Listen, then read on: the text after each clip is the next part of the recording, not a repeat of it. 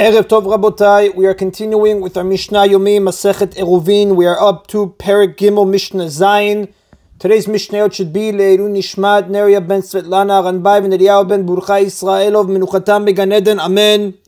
The next three Mishnayot discuss the Yom Tov of Rosh Hashanah, which lasts 2 days even in Eretz Israel. Now the commentaries explain, the notes in the arts elucidated, although the Torah in Sefer Vayikra, chapter 23, Pasuk 24 says that Rosh Hashanah is only 1 day, the first of the month of Tishrei, this festival is observed for 2 days, even in Eretz Yisrael. Now the reason is as follows. Each month of the Jewish calendar coincides with the cycle of the moon, which lasts about 29 and a half days. Therefore, a month can be either 29 or 30 days long, which in turn means that the first day of the next month, what we call Rosh Chodesh, can fall either on the 30th day after the start of the previous month or on the 31st day. Now, in earlier times, the Beddin, the great Sanhedrin in Yerushalayim, or a panel of judges that they appointed for this task, decided which of the 2 days is Rosh Chodesh. If on the first of the 2 days, reliable witnesses testified before the Beddin that they had seen the new moon, the Beddin would declare that day to be Rosh Chodesh. If no reliable witnesses testified that day, the second day would be Rosh Chodesh. Now, this method of determining Rosh Chodesh was used until the year 4118 after creation, which is 358 CE, when the current fixed Jewish calendar was established. Now, the Beddin would send out messengers to tell the people which day was Rosh Chodesh so that they would know when to observe the festivals of that month. Now, usually, the messengers reached the communities in Eretz Israel in time for Yom Tov. Now, in the case of Rosh Hashanah, however, which falls on the first day of the month, even the residents of Eretz Israel could not be informed in time. Therefore, even they did not know which of the 2 days was Rosh Hashanah, and so they observed it for both days out of doubt.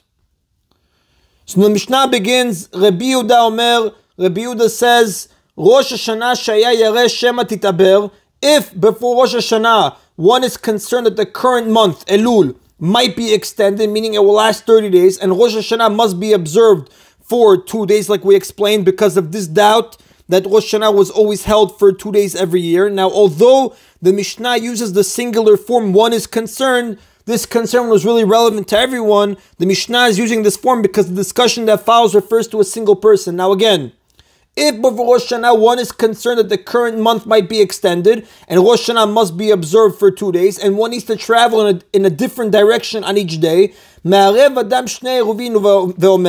a person may make 2 Eruvin, one to the east and one to the west, and say, Eruvi barishon lamizrach ubashini lamarav. My Eruv for the first day shall be the one to the east, and my Eruv for the second day shall be the one to the west. Barishon lamarav ubashini lamizrach. Or he may say, my Eruv for the first day shall be the one to the west, and my Eruv for the second day shall be the one to the east. Now, if he wants to travel on only one of the days, he can put out one Eruv and say, Eruvi barishon ubashini kibnei ri. My Eruv shall be for the first day, and for the second day I shall be like the other people of my town who do not make an Eruv. Eruvi b'sheni u'barishon kibnei ri. Or he may say, my Eruv shall be for the second day, and for the first day I shall be like the other people of my town. Now, according to Rabbi Yehuda, the 2 days of Rosh Hashanah are 2 independent periods of holiness, and Rashi explains, since only 1 day is actually Rosh Hashanah and the other one is not, according to Rabbi Yehuda, they're clearly distinct periods, and one may therefore establish a separate residence for each one. V'lo hodu lo chachamim, but the sages did not agree with him, and the Rav tells us, v'chachamim amurim kan u'Rebbi Yossi. When we say sages here, we're referring to Rabbi Yossi. Now, the sages hold that the 2 days of Rosh Hashanah form a single continuous period of holiness. Therefore, the residence of 1 day must be the same as the residence for the other. Now, the sages regard the 2 days of Rosh Hashanah as a single unified period because of the following consideration. The law is that witnesses who claim to have seen the new moon were accepted by the Beddin only until Mincha, which is the time when the afternoon Tamid is offered. Now, as a result of this law, if witnesses did not come before the Mincha deadline of the first day, that day could not become Rosh Hashanah. So in a year when this happened, although the people had started the night before to observe Yom Tov out of doubt, those who heard the court's decision should theoretically be allowed to do melacha for the rest of the day and then start observing Yom Tov in the evening.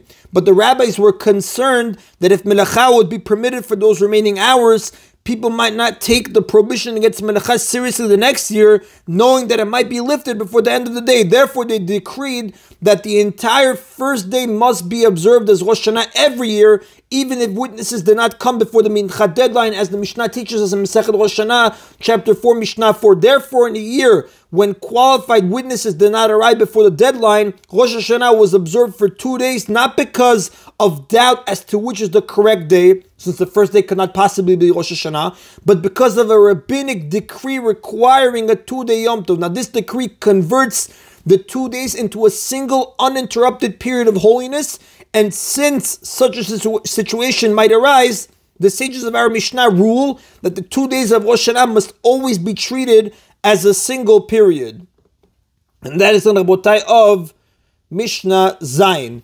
Mishnah Chet now teaches that the dispute between Rabbi Yehuda and the sages about the 2 days of Rosh Hashanah applies not only to Eruvin Techumin, but also to other halachic matters. And it begins with the rabbinic prohibition against separating Tirumah and Maaser from produce on Shabbat and Yom Tov. Now, since it's biblically forbidden to eat tevel, which is untithed produce of Eretz Yisrael, separating Tirumah and Maaser makes it fit to be eaten, and separating Tirumah and Maaser therefore resembles repairing a utensil, meaning making it fit to be used, which is forbidden on Shabbat and Yom Tov, as the Rav says, based on the Mishnah Masechet Betzah, chapter 5, Mishnah 2. And the Mishnah begins, Vod Amar Rabbi Yehuda. Rabbi Yehuda also said, Matnei Adam al kalkala b'Yom Tov Rishon ve'ochlah b'sheni.